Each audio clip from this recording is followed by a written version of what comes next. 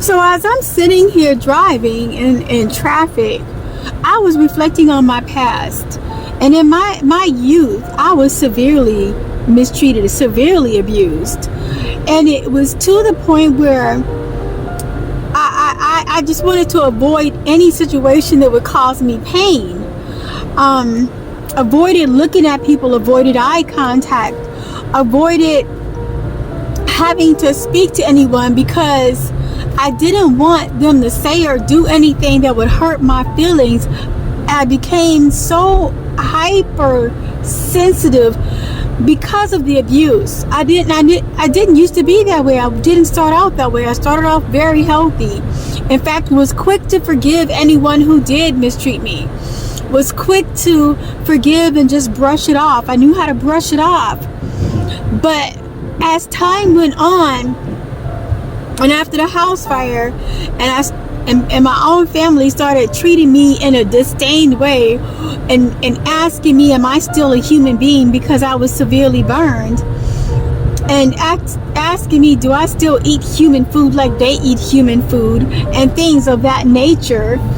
It's like a way of trying to separate themselves from me because I'm burned.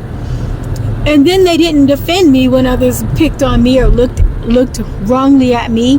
They wanted to align themselves with the ones who were hurtful to me, as if that made them the real person and that made them the one on the inside, and would leave me out to defend myself or just to bear the abuse. And then once time went on, I just kind of got accustomed to just keeping to myself most of the time. Yes, I would get together when we had gatherings, but they didn't really talk to me at the gatherings, at the family gatherings. So it was even more acutely painful being around my siblings and the rest of the family and their friends, and being ignored by them. So this was real pain. And so then I get to start working and I'm around people and they want to operate like they're the victim. They want to come across like they're the innocent one and the delicate one, and often try to use up my kind nature and try to outshine me. It's like they try to garner more attention from me and bring it all to themselves. So even though I may be going through something and in pain that day, they're gonna operate like they're the ones who are in more pain, and they're gonna operate like they're the ones who are more delicate and more sensitive, and try to push me out there to cover them and to be there for them. And then they leave me out in the cold. And it used to be so confusing. And then there was those who want to talk like they just toughed everything out. Like they want to talk like they've been through way more storms and way more painful situations than me, and they'll speak in almost this aggressive, contentious type way, as if to say, look at what all they have been through over me, and look at how strong they are, and look at how damaged I guess I was. And so it got me to thinking over time. It just got me to thinking, did these people really go through what they want to claim they went through? After a while of seeing all of this and trying to be the strong person like they were operating as, and constantly just getting even more hurt and more crushed every time I tried to braze another storm, every time I tried to bear through another insult or a rumor or a lie being spoken to me, or being just blatantly mocked and just ridiculed about my burns to my face.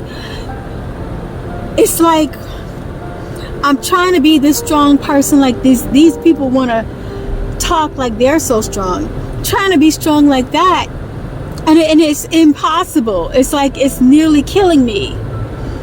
And then it just dawned on me, they really didn't go through what they want to talk like they went through. There's a lot of people who did not really go through what they want to talk like they've been through. I come from Minnesota, and these winters are brutal. The storms, they're blowing this icy wind in your face. The only way to even bear through these kind of storms is to tuck your head down. You can't face it head on. You have to tuck your head down because the blizzards are so fierce and so cutting that you can hardly see. And if you try to hold your head up and face it straight on, you're risking almost dying. And that's what it felt like when I'm trying to hold my head up and operate in a strong way, but I'm the one who's genuinely being abused. Felt like I was dying. And that's when it dawned on me, they did not go through what they want to talk like they went through. They did not go through it. And they see the one who is going through many storms, and they're jealous. And so they want to talk in this outdoing way to me. They want to talk like they're outdoing me. And why don't you be strong like them when they never went through what I went through? And even the one who wants to play the victim card, these are manipulators. They know how to manipulate. And that's over time and just learning through the painful situations of my life, I realized that anyone who has the ability to manipulate and persuade people and play the victim so perfectly, and play the innocent role so perfectly, these are people who have been conditioned and accustomed to working people over. They know how to work people. They know how to tap into your emotions and play your emotions against yourself. And they will oftentimes use the kindness of the one who genuinely has been abused against them. And I'll repeat that. They will use the kindness of the one who's truly gone through trials and abuse. They will use their kindness against them and then turn around and hate that person because they don't want to show any accountability for receiving any help from that person. They're jealous of what that person went through, and they want to pretend like they suffered more to garner the attention away from the person. Even though this person has helped them, they still want to see this person shut down and pushed aside. Now that they've gotten what they wanted out of the one who was truly abused, now they want to shut that person down and shut that person aside. And they want all the loving attention to go to them and take it away from the nourishment and the healing that the person who truly was abused needs.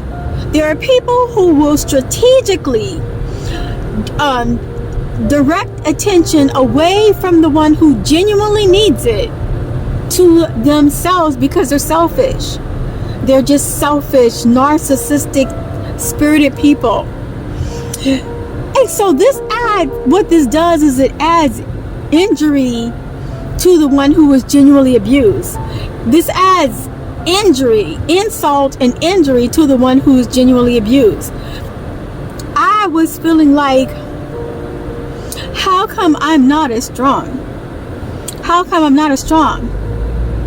Because I know that the storms that I went through in life, I had to be humble to bear through them. I couldn't bear through them being arrogant and holding my head up and trying to go toe to toe and head to head with everybody. I had to bear the type of humiliating storms that I went through with my head tucked down and being quiet and humble and picking my situations carefully. And so these people who want to talk so boastfully and talk like they just held their head up in every storm is a lie. If you go through these winters that Minnesota can ditch out to you with your head held up and your chest out, You will be pounded down by the blizzards, the freezing ice winds blowing in your face. There's no way. There's just no way. And for those who know how to operate in this persuasive, manipulative way, they've been doing this for years.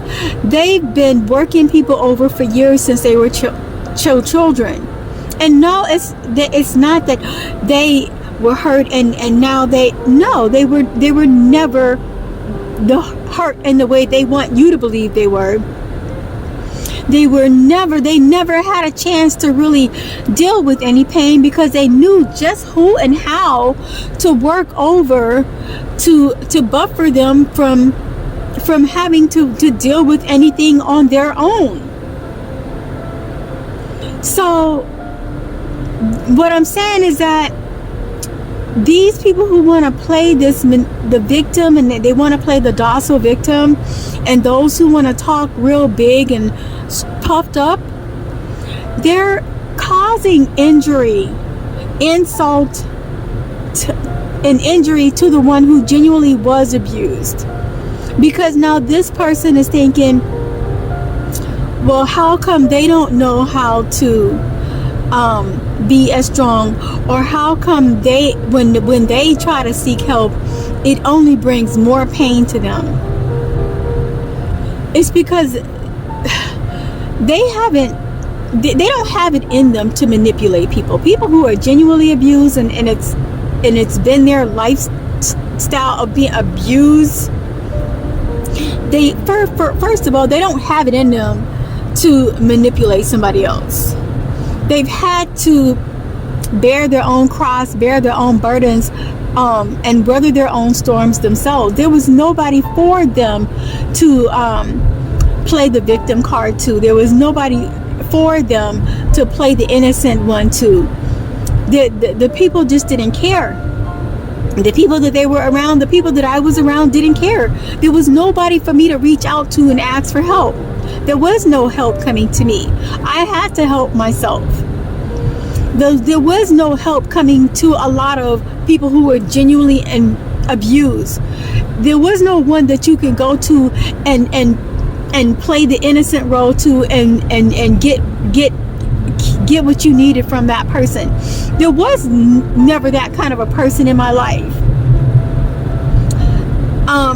And so, because there was never that kind of a person in my life, I never really had that manipulative way, that persuasive way. I never knew how to put on that innocent victim act, or put on that docile, very refined way of talking that a lot of manipulators like to talk like. And they like to make themselves sound like they're just so delicate, and please be delicate and easy with them. But this is all a manipulation. This is all persuasion. This is all an illusion. I never had anyone to reach out to. There was never anyone like that in my life. My father wasn't there. My mother didn't really care. She was so, my sisters had her so wrapped around their finger that my mother really wasn't there for me in the same way. So I had to just have this straightforward kind of way about me, and just try to bear through what I could bear through, and just count my losses. I counted a lot of losses because there wasn't anybody there for me. And that's when it came to me that the one who plays the victim and the one who wants to talk like they're so strong, they're both liars. They're both liars. And they never went through what they want you to think they went through. They're not suffering the way they want you to think they're suffering. They're just trying to drain the energy and the kindness from the one who is suffering. And they want to try to shut that person down and even destroy that the one who's truly been suffering, they want to even destroy that person because they don't want to acknowledge that they received anything from that person.